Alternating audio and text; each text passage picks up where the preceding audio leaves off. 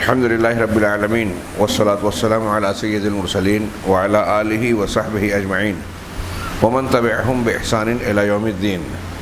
اعوذ باللہ من الشیطان الرجیم. بسم اللہ الرحمن الرحیم. الف لام میم صاد. کتاب انزل الیک فلا یکن فی صدرک حرج منہ لتنذر بہ وذکری للمؤمنین. اتبعوا ما انزل الیکم من ربکم ولا تتبعوا من دونہ اولیاء قلیلا ما تذکرون. محترم حضرین، حمد و صلات کے بعد میں نے آپ حضرات کے سامنے سورۃ الاعراف کی ابتدائی آیتیں پڑھی، 2-3 آیتیں. ہمارے سامنے شیخ ربیع کی جس مجلس کی درس کا معاملہ ہے وہ 8ویں مجلس میں سورۃ الاعراف کی آیت نمبر 88 سے سورۃ الانفال کی آیت نمبر 40 تک ہے. اس کا تھوڑا سا حصہ آج کے درس میں ہم انشاءاللہ پڑھیں گے. اللہ تبارک و تعالی ہمیں اخلاص اور دین کی صحیح سمجھ عطا فرمائے.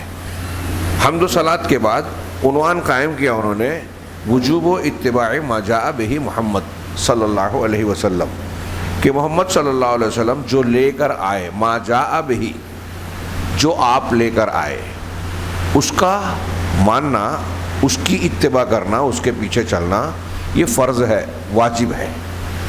قرآن میں اس کی بہت ساری دلیلیں ہیں. شیخ نے تراویح کے بعد ان آیتوں کی سماعت اور جو کچھ پڑھا گیا اس کا تذکرہ کرتے ہوئے کہ ہم نے ان سے قرآن کی ان آیتوں کو سن کر سورۃ الانفال کی ابتدائی، سورۃ الاعراف کی آخری اور سورۃ الاعراف اور ابتدائی آیات سورہ انفال کی، اس کی آیتوں سے یقیناً ہم نے فائدہ اٹھایا اور ان میں سے کچھ باتوں کی تذکیر میں کرنا چاہتا ہوں، جیسا کہ ہماری مجلسوں میں عادت رہی ہے. یعنی ہم اس کو تفصیلی تفسیر نہیں کہہ رہے ہیں بلکہ تذکیر کہہ رہے ہیں کچھ آیتوں کی روشنی میں. چنانچہ اللہ تبارک و تعالیٰ نے حکم دیا اور ذکر کیا اس امت کو کہ نبی کریم صلی اللہ علیہ وسلم کی امت کی اتباع فرض ہے. کون سی چیز کی؟ جو آپ پر نازل کی گئی. چنانچہ جو ابھی آیت میں نے پڑھی، تیسری آیت میں اللہ نے فرمایا اتبعوا ما انزل الیکم من ربکم ولا تتبعوا من دونہ اولیاء، کہ اتباع کرو، مانو، پیچھے چلو اس چیز کی جو تمہارے پروردگار کی جانب سے تمہاری طرف اتارا گیا ہے. بالکل لفظی ترجمہ، صاف سادی بات، ایک عام سے عام آدمی بھی، موٹے سے موٹے دماغ والا آدمی بھی کوئی دقت کے بغیر اسے سمجھ سکتا ہے. میں ترجمہ کر رہا ہوں، غور کیجئے اور سوچئے کہ کیا کوئی مسلمان جسے دنیا کی باتیں سمجھ میں آتی ہیں، کیا یہ جملہ اس کو اللہ کا یہ حکم سمجھ میں نہیں آتا کہ اللہ کہہ رہا ہے اتبعوا ما انزل الیکم من ربکم، جو تمہارے پروردگار کی جانب سے تم پر اتارا گیا، نازل کیا گیا، اور اس کی اتباع کرو. ولا تتبعوا من دونہ اولیاء، اور اس کے علاوہ دیگر اولیاء کی اتباع نہ کرو. اب اولیاء دوست، آقا، آدمی جو اپنا سرپرست یا بڑا مانے، جن سے دلی تعلق رکھے، وہ جو بھی ربط ہو، عقیدت ہو، اللہ کے علاوہ اللہ نے نازل کیا رسول اللہ صلی اللہ علیہ وسلم پر جو کچھ، اس کے علاوہ اس کی بات ماننا منع کیا اللہ نے. رسول پر جو اتارا گیا وہ مانو، اس کے علاوہ کسی کی نہ مانو. میں نے کہا تھا کہ غور کیجئے ترجمے پہ. کیا کوئی موٹی سے موٹی عقل والا ایسا کہہ سکتا ہے کہ یہ میری بات سمجھ میں نہیں آئی؟ نہیں کہہ سکتا. لیکن اس کے باوجود ہم یہ کہہ سکتے ہیں کہ بہت سے لوگوں کو یہ سیدھی سادی بات سمجھ میں نہیں آتی. چنانچہ شیخ کے اگلے جملے کے بعد میں وہ کہتا ہوں کیسے سمجھ میں نہیں آ رہی ہے. اللہ تعالیٰ شیخ نے فرمایا کہ امت مامور ہے، امت کو حکم دیا گیا ہے کہ اس چیز کی اتباع کریں جو اس امت کی طرف نازل کیا گیا. کیسے نازل کیا گیا؟ اللہ نے حضرت جبرائیل کے ذریعے سے قرآن کی شکل میں یا پھر سنت کی شکل میں جناب محمد رسول اللہ صلی اللہ علیہ وسلم پر اپنی پوری شریعت نازل فرمائی. ما انزل الیکم، جو تمہاری طرف نازل کیا گیا، جو محمد رسول اللہ صلی اللہ علیہ وسلم پر نازل کیا گیا. جب ہم یہ کہتے ہیں تو ایک اصطلاح جو ہیڈنگ میں تھی ما جاء بہ محمد، جو محمد صلی اللہ علیہ وسلم لے کر آئے، یہ کیا ہے؟ یہ قرآن ہے، اور قرآن کے علاوہ اس کی جو تشریحات ہیں آپ کے قول، فعل اور تقریرات کی شکل میں، جس کو ہم سنت اور حدیث کہتے ہیں، یہ دونوں چیزیں اللہ کی طرف سے رسول اللہ صلی اللہ علیہ وسلم کو ملی ہے. ہاں، سنت یا حدیث ہم کسے کہتے ہیں؟ جس کو اللہ کے رسول صلی اللہ علیہ وسلم نے کہا، جس کو آپ نے عمل میں لایا، یعنی آپ کا قول اور فعل. اور تیسری چیز بیان کی جاتی ہے آپ کی تقریرات. سمجھنے والی بات ہے. آپ کی تقریر کسے کہتے ہیں؟ ہاں، کہ کوئی چیز، کوئی عمل آپ کے سامنے کیا جائے اور آپ نے اس پر خاموشی اختیار کی. یہ سمجھنے کی بہت بڑی چیز ہے. منکرین حدیث اور رسول اللہ صلی اللہ علیہ وسلم کی حدیثوں سے بے اعتنائی برتنے والے، ان کا مقام نہ سمجھنے والے اس کو نہیں سمجھ پاتے. اہل علم نے کہا کہ نبی صلی اللہ علیہ وسلم کے سامنے کوئی کام کیا جائے، آپ نے اس پر خاموشی اختیار کی، یہ اس بات کی دلیل ہے کہ یہ سنت ہے، یہ جائز ہے. کیوں؟ اس لیے کہ یہ بالکل واضح بات شریعت کے اصولوں سے ہے کہ اگر پیغمبر جناب محمد رسول اللہ صلی اللہ علیہ وسلم کے سامنے کوئی شرعاً کوئی غلط چیز کی جائے گی تو یہ ممکن ہی نہیں ہے کہ آپ خاموش رہیں. آپ کی ڈیوٹی تھی، اللہ کی طرف سے آپ اس کے مامور تھے کہ آپ اس پر تنبیہ کریں، اصلاح کریں. اسی لیے علماء نے فقہ کی کتابوں میں آپ پڑھیں گے، فقہا و حنفی ہو، شافعی ہو، مالکی ہو، حنبلی، اہل حدیث، سب کے یہاں یہ اصول مانا جاتا ہے اللہ کے نبی صلی اللہ علیہ وسلم کے یہاں کہ تاخیر البیان عن وقت الحاجت لا یجوز، کہ جب ضرورت ہو اس وقت سے کسی بیان کو مؤخر کرنا، پیچھے کرنا جائز نہیں ہے. یعنی ایک معاملہ، ایک مسئلہ آپ کے سامنے آیا، اللہ کے نبی صلی اللہ علیہ وسلم کے سامنے، مراد ہے نبی صلی اللہ علیہ وسلم کے سامنے ایک مسئلہ آیا، وہاں ایک بات کو بیان کرنے کی ضرورت ہو، ہاں، کہ اس کو بیان کرنا چاہیے اور آپ نے بیان نہیں کیا، ایسا نہیں ہو سکتا. یہ ایک اصول ہے فقہ کا جو سبھی مانتے ہیں. تو میں عرض کر رہا تھا کہ اللہ کے نبی صلی اللہ علیہ وسلم پر جو نازل ہوا وہ یا تو قرآن ہے یا سنت ہے. جو نازل کیا گیا اللہ کہہ رہا ہے اس کو مانو، اس کی اتباع کرو، پیروی کرو. ہاں، اب شیخ نے کہا کہ امت کی طرف جو کچھ نازل کیا گیا، امت اس بات کی مامور ہے، حکم دیا گیا ہے، پابند ہے کہ اس کی اتباع کرے، عقائد میں بھی، ہاں، عبادات میں بھی، اعمال میں بھی، سیاست میں بھی، اخلاقیات میں، زندگی کے تمام معاملات میں اللہ کے نبی جناب محمد رسول اللہ صلی اللہ علیہ وسلم نے جو کچھ دیا اسے لے لو. وما آتاکم الرسول، اس آیت کی تفسیر ہم ان آیتوں سے کر لیں، وما آتاکم الرسول فخذوہ وما نہاکم عنہ فانتہوا، جو کچھ تمہیں رسول دے دیں اسے لے لو، اسے مان لو، اور جس سے منع کر دیں اس سے رک جاؤ. قرآن نے کہا لقد کان لکم فی رسول اللہ اسوۃ حسنہ، ہمارے ہاں بچوں کو بھی یاد ہے یہ آیت کہ تمہارے لیے اللہ کے رسول صلی اللہ علیہ وسلم کی ذات میں بہترین نمونہ ہے. آپ بتائیے کس چیز میں نمونہ ہے؟ یہ جو شیخ نے کہا، عقائد میں، عبادات میں، اعمال میں، سیاست میں، اخلاقیات میں، حلال حرام میں، لین دین میں، ہر چیز میں. کیا ایسا درست ہو سکتا ہے؟ ایک سمپل سوال. اس تشریح کے بعد قرآن کی 2-3 آیتیں پڑھی، ایسی 20 آیتیں، 20 حدیثیں، 20 کیا 50 کہیے. اب مجھے بتائیں، کوئی شخص بتائے کہ کیا کوئی اگر ایسا کرتا ہے کہ ایک عقیدہ قرآن و حدیث سے ثابت ہے، اس کو چھوڑ کر کوئی انسان کہیں اور سے عقیدہ لیتا ہے، کہیں اور سے عقیدہ لے، کیا اس کا یہ عمل درست ہوگا؟ آج آپ کو، ہم کو تھوڑی سی اگر اسٹڈی اور مطالعہ کریں تو معلوم ہوگا کہ ہمارے مسلمانوں میں کئی طبقات، کئی مسلک کے ماننے والے، کئی فکر کے حاملین ایسے ہیں جو عقائد میں قرآن و حدیث کو چھوڑ کر کہیں کسی کی عقل کی بنیاد والے پر، اصول بات کے بنائے ہوئے اصولوں کی بنیاد پر عقیدہ اختیار کرتے ہیں. ہاں، اہل تصوف ہیں ہمارے یہاں، جو احناف کا طبقہ ہے، حنفی طبقہ، ہاں، وہ خود کہتا ہے، میں کوئی الزام تراشی نہیں کر رہا ہوں، ان کے یہاں خود واضح طور سے اس کا اعتراف ہے، بیان ہے، ہاں، کہ ہم عقیدے میں اشعری ماتریدی ہیں، علم کلام میں کلاماً اشعری ماتریدی ہے. میں اکثر اس کا ذکر کرتا ہوں کہ یہ خود کہہ رہے ہیں کہ حضرت امام ابو حنیفہ رحمہ اللہ کا جو عقیدہ تھا وہ ان کا عقیدہ نہیں ہے، خود ہی کہتے ہیں. اور آپ جب تھوڑی سی اسٹڈی کریں گے، مطالعہ کریں گے تو پتہ چلے گا کہ اشعری ماتریدی کا عقیدہ، ہاں، امام ابو حنیفہ، امام شافعی، امام مالک، امام احمد کے عقائد الگ الگ ہیں. امام ابو حنیفہ کا 99% تقریباً 99% وہی عقیدہ ہے جو دیگر اہل سنت والجماعت اور اہل الحدیث کا ہے. میں 1% کم کر رہا ہوں، ان کے بعض اقوال ان کے خلاف ہیں، جیسے ایمان میں عمل داخل نہیں ہے، ایسے 2-3 باتیں ملے گی اختلاف کی، باقی سارے معاملات میں متفق ہیں۔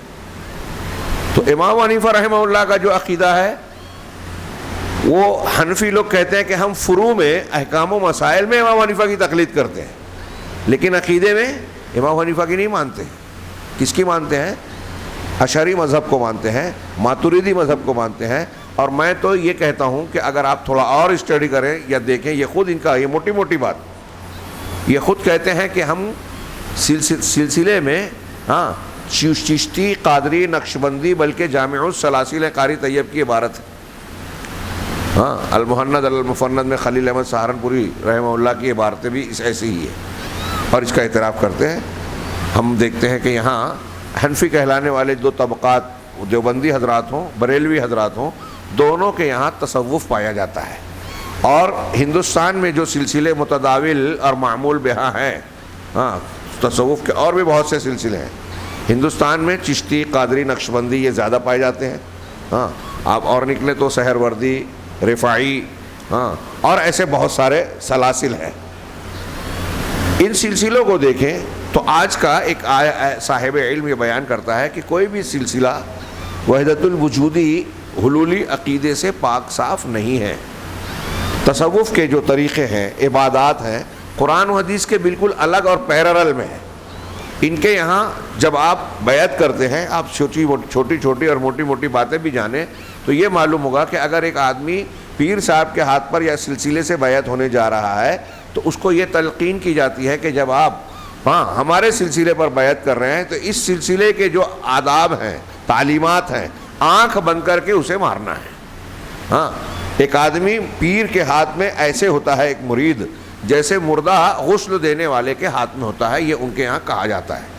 ایک مردے کو غسل دینے والا کیسے الٹ پلٹ کر دے وے، اٹھا دے وے، کپڑا اتار دے وے، پہنا دے وے کفن، تو وہ کچھ مزاحمت نہیں کرتا، جیسے جیسے یہ کرے ویسا ویسا وہ ہوتا جاتا ہے۔ تو ایسے ہی اگر پیر صاحب مرید کو کہہ رہے ہیں کہ لیٹ جا تو لیٹ جا، کپڑا اتار دے تو کپڑا، پوچھنے کا نہیں۔ یہ جو میں کہہ رہا ہوں نا، یہ اپنی طرف سے نہیں کہہ رہا ہوں، اس قسم کی مثالیں کتابوں میں لکھی ہوئی ہیں کہ وہ کپڑا اتارنے کا ہے اتار دو، لیٹنے کا ہے لیٹ جاؤ، اور آگے کا نہیں بولوں گا، گندی باتیں۔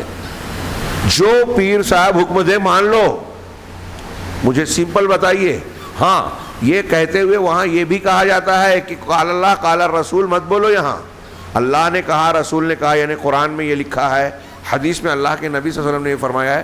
پیر صاحب کو یہ نہیں بولنے کا کہ آپ جو کہہ رہے ہیں، آپ جو حکم دے رہے ہیں یہ الگ بات ہے، اور قرآن و حدیث کی تعلیمات الگ بات ہے، یہ ٹکرا رہی ہے، میں کیا کروں، ایسا بولنے کا نہیں۔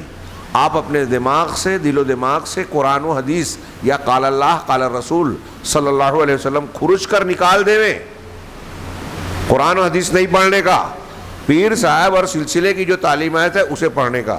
یہ جو میں سادہ جملہ کہہ رہا ہوں، اس بات کو مریدوں کے دماغ میں ڈالنے کے لیے وہاں بہت جتن کیے گئے، کھلا قرآن کی بے عزتی اور اہانت کی گئی۔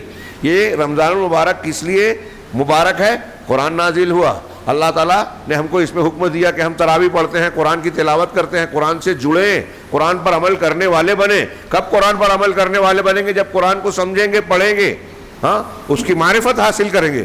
اور یہاں اہل تصوف کہتے ہیں کہ قرآن کو سمجھنے کا نہیں، قرآن و حدیث کو کھرچ کے نکال دے، یہاں تک کہ گستاخی کی ان لوگوں نے لوگوں کو قرآن سے دور کرنے کے لیے۔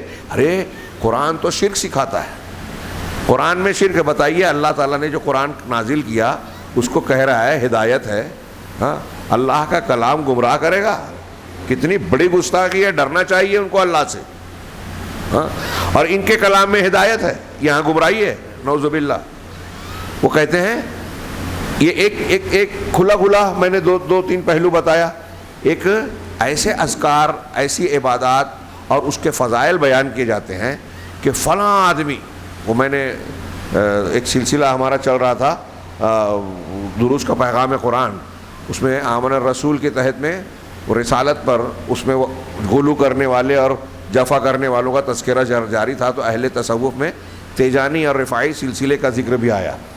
تو عرب کی کتاب تھی، اس میں ان کے کچھ چیزیں بیان کی گئی تھی، تو ان کے یہاں ایک ذکر بتایا گیا، کیا ہے دعا الفاتح لما اغلق، اور ایک اور دعا ایسے کہ جو بند چیز ہے اس کو کھولنے والی دعا، اور ایک اور دعا بتائی تھی، ذکر بتایا تھا، 2-4 لائن کا ذکر ہے۔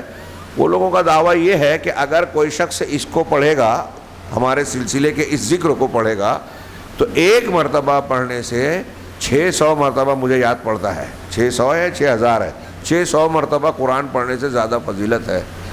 اس سے زیادہ اور یہ پوری نہیں ہے، اور بھی کچھ فضیلتیں بیان کی گئی ہیں۔ آپ مجھے بتائیے کہ اگر آپ کو اور ہم کو 2 لائن 3 لائن کی کوئی ایسی دعا ذکر مل جائے کہ میں اور آپ وہ پڑھ لیں اور کئی مرتبہ، 600 چھوڑیے 6 مرتبہ قرآن پڑھنے سے زیادہ افضل اسے ہم مان لیں، تو کیا ہم قرآن پڑھیں گے؟ یہ قرآن سے دور کرنے کی طریقے ہیں۔ صوفیت جو ہے ہمارے یہاں، اللہ کے گھر میں روزے کی حالت میں بہت ذمہ داری کے، اللہ تعالیٰ کے سامنے جواب دہی کی ذمہ داری کے ساتھ یہ بات عرض کر رہا ہوں، کہ اس لیے کہ لوگ اس قسم کی باتوں کو سن کر یہ کہہ کے ٹال دیتے ہیں کہ یہ مولانا اس مسلک کے نہیں ہے اس لیے ایسا کہہ رہے ہیں۔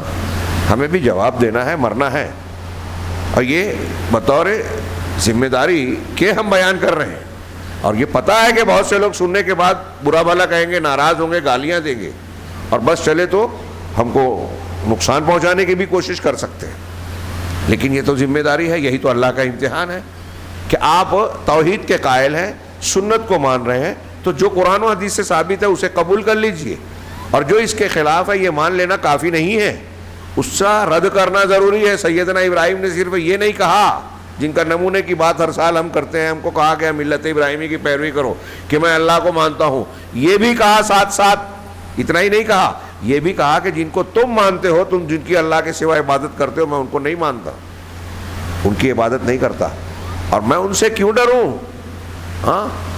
جن کو تم نے معبود بنایا، جن کے پاس کوئی طاقت نہیں ہے، اور تم اللہ سے نہیں ڈرتے۔ یہی بات ہم یہاں کہیں کہ حق کہنے سے ہم ڈریں اور وہ باطل کو پھیلائیں، سلسلے چلائیں، لوگوں کو گمراہ کریں، لوگوں کے ایمان سے کھیلیں۔ کتنے تعجب کی بات ہے، سچ بات کہنے پہ لوگ رکاوٹ ڈالیں، برا سمجھیں، اور جھوٹے باطل گمراہیاں لوگوں میں پھیلانے والے آزاد لوگوں کو پھیلاتے رہیں، ان کو کوئی ٹوکنے والا بولنے والا نہ ہو۔ یہ تو عجیب بات ہے کہ لوگوں کا ڈر ہے، اللہ کا ڈر نہیں، اللہ کے یہاں جواب دینا ہے۔ تو میں یہ عرض کر رہا تھا، یہ ایک مثال میں نے عقیدے کی صرف دی۔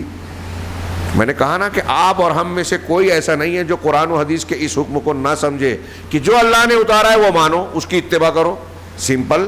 لیکن مان رہا ہے کوئی؟ اب عقیدے میں جب آدمی یہ کہہ رہا ہے کہ میں صوفی ہوں، صوفیوں والا عقیدہ مان رہا ہوں، اللہ کا قرآن، محمد رسول اللہ صلی اللہ علیہ وسلم کے فرامین، صحابہ کرام کا اتفاق، تمام امت کے معتبر علماء کا اتفاق اس بات پر ہے کہ اللہ ذات کے ساتھ عرش پر مستوی ہے۔ میں ایک مثال دے رہا ہوں آپ کو، اللہ اپنی ذات کے ساتھ عرش پر مستوی ہے۔ الرحمن علی العرش استوى، یہ قرآن کہہ رہا ہے، یہ جملہ قرآن میں 6 یا 7 مرتبہ الگ الگ انداز میں ہے کہ رحمان عرش پر مستوی ہے، بلند ہے، قائم ہے۔ صرف یہ جملہ میں نے کہا 7-8 مرتبہ ہے۔ اللہ تعالیٰ آسمانوں کے اوپر، عرش کے اوپر ہے، اس کی اہل علم نے، محققین نے عقیدہ کی کتابوں میں دعویٰ کیا، علامہ ابن قیم، علامہ ابن ابلیس، کہ اس کی تقریباً 1000 دلیلیں ہیں۔ کتنی؟ 1000 قرآن حدیث سے 1000 دلیلیں ہیں کہ اللہ اوپر ہے ذات کے ساتھ، اور ہر جگہ ہے اپنے علم کے ساتھ، ہر ایک کے قریب ہے علم، قدرت، احاطے کے ساتھ، کوئی اس کی قدرت سے باہر نہیں ہے۔ مومن بندے ہیں، اللہ کے منتخب بندے ہیں، ان کے ساتھ اپنی مدد کے ساتھ ہے، مطلب ان کا ساتھ علم کے ساتھ ساتھ مدد بھی آ گئی۔ ان اللہ مع الصابرین، اللہ صبر کرنے والوں کے ساتھ ہے، مطلب اس کی مدد، اس کی حفاظت۔ یہ اچھی طرح سمجھیں کہ علم، قدرت اللہ کی ہر جگہ ہے، آپ کے ساتھ، میرے ساتھ، کافروں کے ساتھ، کوئی بھی اللہ کی قدرت سے باہر نہیں ہے، کائنات کا کوئی وجود، کوئی ذرہ۔ لیکن اللہ کی ذات کہاں ہے؟ اگر آپ ہندوستان میں بہت سے لوگوں سے پوچھیں تو ایک بڑا طبقہ فوراً یہ جواب دے گا، اللہ فی کل مکان، اللہ ہر جگہ ہے۔ کیسے؟ ذات کے ساتھ۔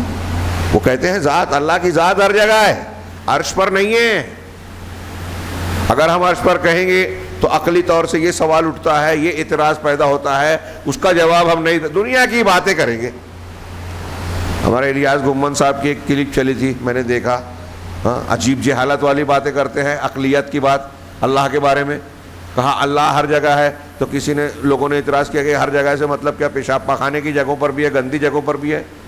کہا جیسے ہم قرآن کو یاد رکھتے ہیں، سینے میں رکھتے ہیں، تو ایک حافظ قرآن ہے، آپ اور ہم بھی مسلمان، کچھ نہ کچھ قرآن یاد ہے نا، سب کو میموری میں ہے، تو اب آپ پیشاب پاخانے کے لیے جاتے ہیں تو کیا میموری سے وہ قرآن نکالتے ہیں؟ آپ کے دماغ میں قرآن جو حفظ ہے نا، دعائیں ہیں نا، تو پھر کیا آپ قرآن لے کے جا رہے ہیں؟ یہ انہوں نے انتہائی بکواس قسم کی دلیل دی۔ میموری کی شکل میں، یادداشت کی شکل میں الفاظ نہیں ہے، لیکن انہی الفاظ کو جو آپ کی میموری میں، آپ مسجد میں، گھر میں ادھر ادھر دہرا سکتے ہیں، قرآن پڑھ سکتے ہیں، پیشاب پخانے کے لیے گندے مقام پہ گئے تو نہیں پڑھ سکتے، واضح ہے نا؟ تو اب وہ اس کو دلیل دے رہا ہے کہ جیسے آپ اپنے سینے میں محفوظ قرآن کو پیشاب پخانے کی جگہ سے نکال نہیں سکتے، ایسے ہی اللہ تعالیٰ ہر جگہ ہے۔ ہمارے گھٹنا ٹوٹے سر، یہ کوئی بات ہوئی؟ دلیل ہوئی؟ اور یہ آپ کی دلیل جو ہے عقلیت کی بنیاد پر ہے، قرآن و حدیث کی بنیاد پر دلیل اس کا ساتھ دے رہی ہے۔ ایک طرف یہ کہہ رہے ہیں، یہ ان کے احناف صوفی حضرات، وحدت الوجودی لوگ، امام و حنیفہ سے فتویٰ یہ منقول ہے، موجود ہے، کچھ حنفی اس کا رد کرتے ہیں، لیکن یہ ثابت ہے کہ انہوں نے کہا کہ جو شخص یہ کہتا ہے کہ اللہ عرش پر نہیں ہے وہ کافر ہے۔ پوچھا گیا کہ اگر کوئی کہے کہ اللہ عرش پر ہے لیکن میں نے یہ نہیں جانتا کہ عرش آسمان میں ہے، زمین میں کہاں ہے، تو امام حنیفہ نے کہا تب بھی کافر ہوگا۔ ابو مطیع بلخی ان کے شاگرد نے یہ سوال کیے، یہ جواب دیا الفاروق میں، علامہ ابن عبد العز نے اور دوسرے علماء نے اسے نقل کیا۔ یہ جو وحدت الوجودی علماء ہیں یہ فوراً کہہ دیتے کہ نہیں یہ امام حنیفہ سے ثابت نہیں ہے، یہ روایت کے جھوٹے طور سے لوگ منسوب کرتے ہیں۔ تو آپ یہ بتا دیجئے کہ امام حنیفہ نے، امام شافعی نے، کسی امام نے یہ کہا ہو کہ اللہ تعالیٰ ذات کے ساتھ ہر جگہ ہے؟ ہاں یہ اقوال ہم بتا دیں گے کہ وہ کہتے ہیں کہ اللہ اور مخلوق، خالق اور مخلوق الگ ہیں، ایک نہیں ہیں۔ یہ لوگ کہتے ہیں سب ایک ہی ہے، اللہ سے نکلے ہیں، صوفی کہتے ہیں، اور اللہ اوپر ہے، عرش پر مستوی ہے، ہاں، اور مخلوق سب کے سب نیچے ہے۔ یہ عقیدہ ملے گا آپ کو، ہاں بالکل صاف صاف۔ اب جو لوگ یہ عقیدہ جو قرآن و حدیث کا ثابت ہے یہ نہ لے کر صوفیوں والا عقیدہ مان رہے ہیں، جو یونانی فلسفے سے متاثر ہے، ہندو مذہب سے ماخوذ ہے، دوسرے گمراہ فرقوں اور مذاہب کی غلط تعلیمات کو لے کر اس پہ اسلام کا چربہ چڑھا دیا گیا، نام چڑھا دیا گیا ہے، ایسی تعلیمات کو لے رہے ہیں اور ہم کہہ رہے ہیں ان کو کہ بھائی قرآن و حدیث کے خلاف ہے، ماننے کو تیار نہیں ہے۔ کیا وہ قرآن کی اس آیت پر عمل کر رہے ہیں؟ اتبعوا ما انزل الیکم من ربکم ولا تتبعوا من دونہ اولیاء۔ یہی حال مسلمانوں میں بالکل واضح ہے کہ الگ الگ جب مسلک بنایا تو کیوں الگ الگ مسلک ہیں؟ کہ الگ الگ کچھ نہ کچھ اصول ہیں، ضابطے ہیں، طریقے ہیں۔ کہیں نہ کہیں دوسرے سے جب اختلاف کیا طریقے میں، عبادت میں، عقیدے میں، اصول میں، تو الگ ہوئے نا، تبھی تو فرقے بنے۔ تو جو الگ الگ فرقے بنے اس کا مطلب ان کے یہاں الگ الگ اصول بنا لیے گئے، اتباع اور ماننے کے الگ الگ ضابطے یا ان کے یہاں تعلیمات میں فرق ہے۔ یعنی قرآن و حدیث کا ماننا پورا جو اللہ کہہ رہا ہے وہ نہیں ہے۔ میں ان تفصیلات کو سمیٹ کر کہوں کہ اللہ نے سمپل سادہ حکم دیا کہ جو کچھ اوپر سے آسمان سے نازل کیا گیا ہے نا، بس وہی مان لو، عقیدے میں بھی وہی مانو، عبادت محمد صلی اللہ علیہ وسلم نے جیسی کی ویسی کرو، ہاں۔ اور آپ نے کہا بھی صلو کما رأیتمونی اصلی، بخاری کی ایک حدیث میں ٹکڑا ہے، مالک بن حویرث وغیرہ، کیا نام ہے ان کا، جو 20 صحابہ کرام آئے تھے، ہاں مالک بن حویرث نہیں شاید وہی تھے، ہاں 20 صحابہ، ہاں نوجوان صحابہ۔ تو آپ نے 20 دن 20 نمازیں پڑھے، 5 دن تک رکھا، اور پھر وہ گھر جانے لگے تو ان سے جو نصیحت کی اس میں یہ کہا کہ نماز ویسے پڑھنا جیسے مجھے دیکھا ہے، جیسے تم مجھے دیکھتے ہو۔ یہ ہم کو بھی حکم ہے۔ اب ہم کہاں دیکھتے ہیں؟ حدیثوں میں۔ رسول اللہ صلی اللہ علیہ وسلم نے جیسے نماز پڑھی ہم کو ویسی پڑھنی ہے۔ لیکن آج دیکھیے کہ آپ اگر بتائیں کسی کو کہ یہ اللہ کے رسول کی سنت کہتا ہے کہ میں فلاں مسلک کا ہوں، میرے امام سے یہ قول ہے، ہاں میں تو وہی مانوں گا، کیا ہمارے علماء کو نہیں سمجھتا؟ کیا ان کو نہیں سمجھتا؟ کیا ان کو نہیں سمجھتا؟ تو ہمارا سوال ہے کہ کیا اللہ کے رسول صلی اللہ علیہ وسلم سے زیادہ کسی کو سمجھتا ہے؟ کیا قرآن اور حدیث میں آنے کے بعد کسی کی بات ماننا جائز ہے؟ سبھی کہیں گے، ہاں احناف میں بھی جو منصف انصاف والے علماء ہیں، ابھی میں نے ایک کلپ دیکھی، ہاں وہ کہتے ہیں طارق صاحب پاکستان کے، مجھے حیرت ہوئی، بڑی کھل کر انہوں نے کہا. انہوں نے کہا کہ اگر ایک شخص قرآن و حدیث کی بات کو چھوڑ کر اس کی بات کے مقابلے امام ابو حنیفہ کی بات کو دین مانتا ہے تو وہ کافر ہو جائے گا. گمراہ تو دور کی بات ہے, یہی جملہ ہے ان کا کہ کافر ہو جائے گا. ابو حنیفہ کی بات مانے گا قرآن حدیث کے خلاف, جھوٹ چھوڑ کر قرآن حدیث کو, تو وہ کافر ہو جائے گا. گمراہ تو دور کی بات ہے. یہ وہ خود کہہ رہے ہیں. کیوں کہہ رہے ہیں یہ؟ میں مانتا ہوں کہ یہ جو انہوں نے اعتراف کیا یہ ان کی ذمہ داری ہے, اللہ کا ڈر ہے.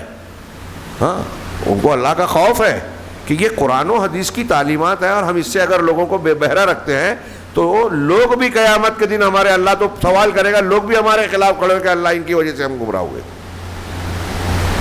کوئی نہیں بچانے والا ہوگا, لہذا ان کو عذاب دے. اس طرح کا جو گمراہ کرنے والوں کے لیے جو ہے تو جو قرآن و حدیث نے نقشہ کھینچا ہے یہ منظر ہوگا. تو میں یہ عرض کر رہا تھا کہ آپ نے کہا جیسے مجھے نماز پڑھتے دیکھا ویسے پڑھو.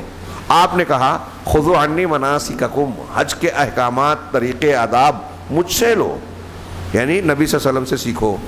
اللہ کے نبی صلی اللہ علیہ وسلم نے اب حج کا, دین کا, عبادت کا کوئی طریقہ بتایا, اور آپ اس کی بجائے یہ کہو کہ بھئی ہمارے مسلک کے لوگ تو ایسا کرتے ہیں, میرے بزرگ تو ایسا بتاتے ہیں, وہ عالم اتنے بڑے ہیں, 5 مرتبہ روزانہ ٹی وی چینل پہ آتے ہیں, ان کی اتنی کتاب ہے, ہاں تو ان کی بات کیا غلط ہوگی کیا؟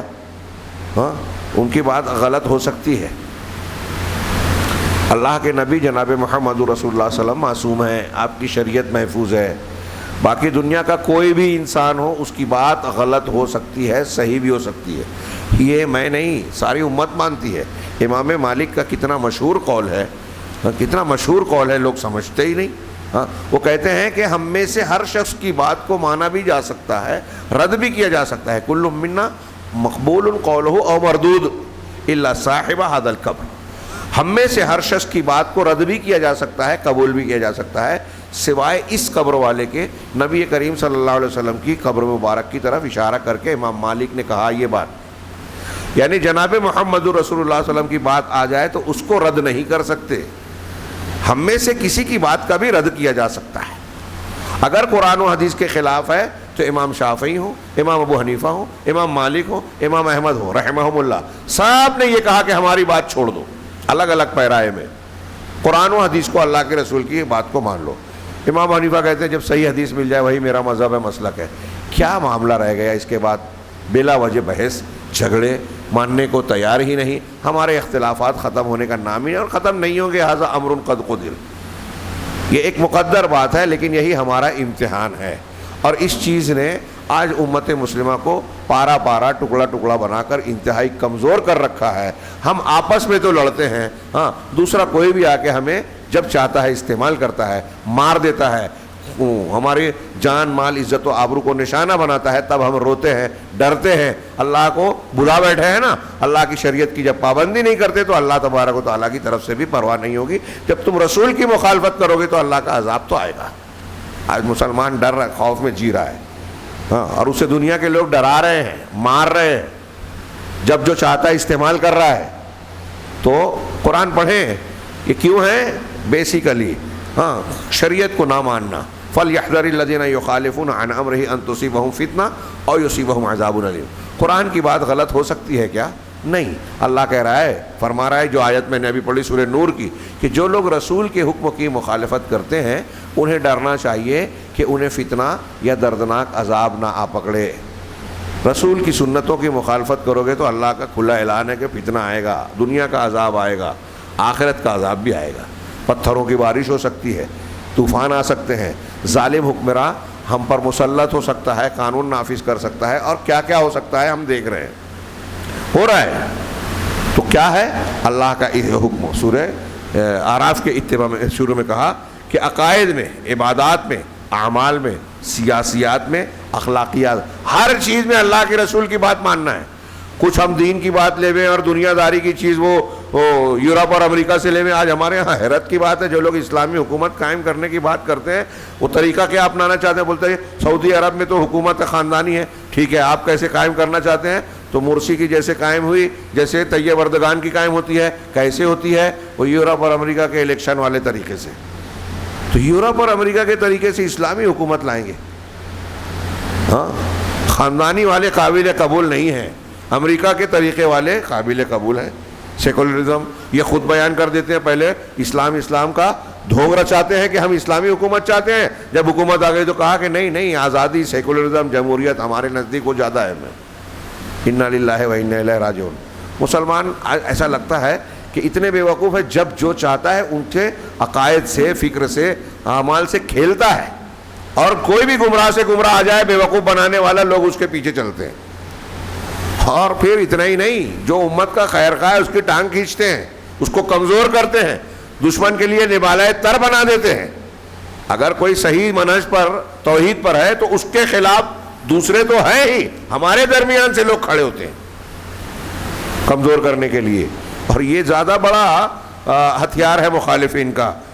چنانچہ شیخ کی یہ بات کہاں کہاں تک جاتی ہے, ابھی میں نے جو کچھ کہا میرے اعتبار سے یا ہمارے درس کے وقت کے اعتبار سے بہت لمبا ہو گیا, لیکن میرے اعتبار سے بہت مختصر ہے یہ بات.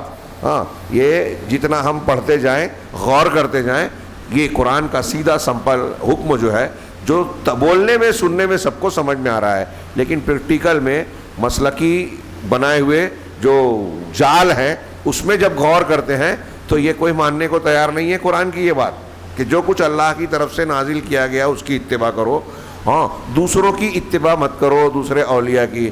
آج مسلمان دوسرے اولیاء کی اتباع کر رہے ہیں. ما جاء بہ رسول سے جب ٹکراتا ہے, وہ اللہ کی وحی سے ٹکراتا ہے تو وحی کو چھوڑتے ہیں, اس کی تعویل کرتے ہیں, اس کے بارے میں وہ ہیلے بہانے کرتے ہیں, اور امام کی بات, بزرگوں کی بات, پیر صاحب کی بات, مفتی صاحب کی بات, فلاں صاحب کی بات سب مانتے ہیں, اللہ اور رسول کی نہیں مانتے, اپنے دل کی نفس کی مانتے ہیں.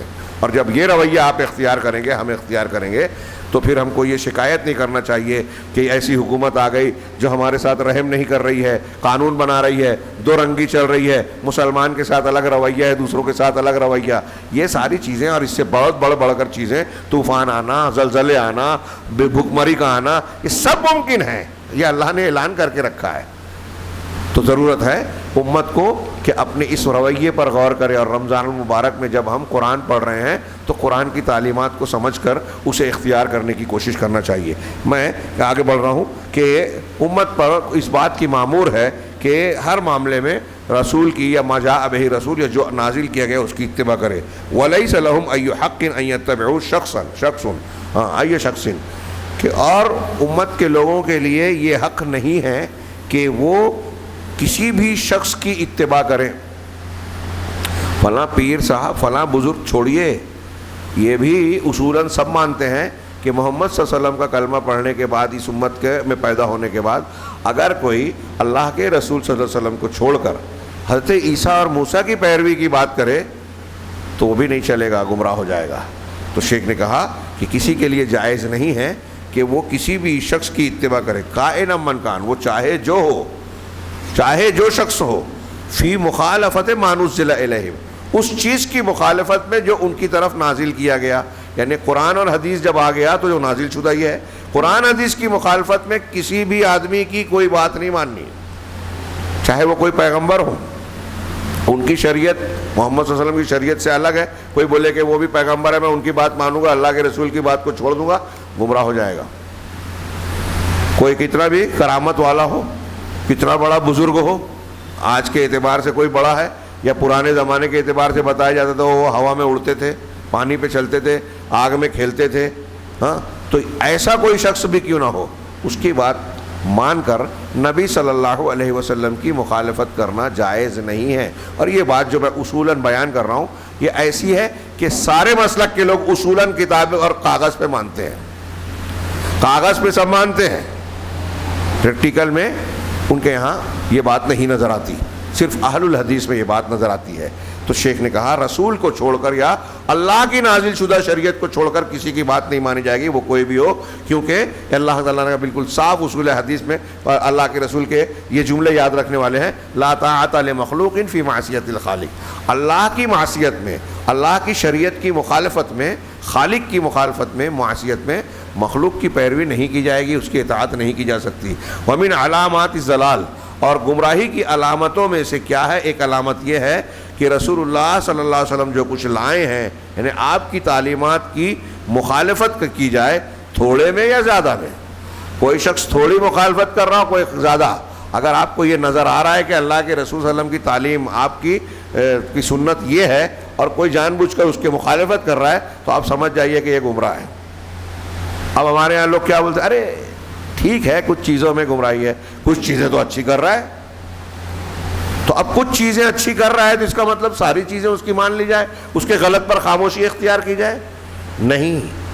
ہاں، امام احمد سے کسی نے کہا نا کہ ارے آپ بدعتیوں کو برا بھلا اتنا کہتے ہیں، اتنی شدت برتتے ہیں، ان کے اندر خوبیاں بھی تو ہے۔ تو امام احمد نے کہا رحمہ اللہ نے جواب دیا، سمجھے اس کو بہت سے لوگ آج سمجھنے کو تیار نہیں ہیں۔ امام احمد نے کہا کہ اللہ نے ہم کو اس کا مکلف نہیں کیا کہ ہم لوگوں کی تعریفیں کرتے پھریں، خوبیاں گنتے پھریں۔ ہاں، اس کا مکلف کیا ہے کہ اگر کوئی غلط ہے، شریعت کے خلاف ورزی کر رہا ہے، تو ہم اس کی نشاندہی کریں، متنبہ کریں، اس کی اصلاح کی کوشش کریں، اور دوسروں کو اس کی گمراہی سے بچائیں۔ یہ ضروری ہے، فرض ہے۔ ہاں، لیکن ہمارے ہاں کچھ لوگ یہ فلسفہ لاتے ہیں، ان کی اچھائیاں بھی ہیں تو اچھائیاں دیکھو، برائیاں چھوڑ دو۔ اگر آپ اور ہم گمراہی اور بدعت کو بیان کرنا بند کر دیں، علماء کرام بند کر دیں، ہمارے ماضی کے علماء یہ نہیں کرتے، تو کیا عام آدمی فرق کر پاتا کہ یہ سنت ہے بدعت ہے؟ ارے وہ بھی تو بہت سے مسلمان کر رہے ہیں۔ ارے چھوڑیے دوسرے کے، آج کے زمانے میں دیکھیے کہ کتنے لوگ شرک، بدعت، خرافات، قبر پرستی، تعزیہ پرستی، جس کا دین اور شریعت سے کوئی تعلق نہیں، کتنے لوگ اسے دین سمجھ رہے ہیں۔ کیوں سمجھ رہے ہیں؟ اس لیے کہ بدعت کو لوگ بدعت نہیں کہتے، گمراہی کو گمراہی نہیں کہتے۔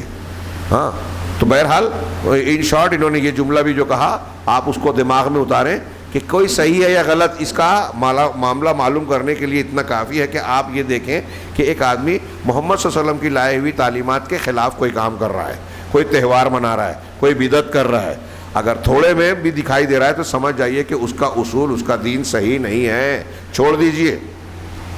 ہاں، اور پھر کہا وَمُتَابَعَةُ أَوْلِيَاءِ مِن دُونِ اللَّهِ، گمراہی کی علامت میں سے یہ ہے کہ تھوڑے یا زیادہ آدمی رسول کی مخالفت کرے اور اللہ کے علاوہ دوسرے اولیاء کی باتوں کو مانے، وَهَذَا مِنْ عَلَامَاتِ الضَّلَالِ، یہ گمراہی کی علامتوں میں سے ہے۔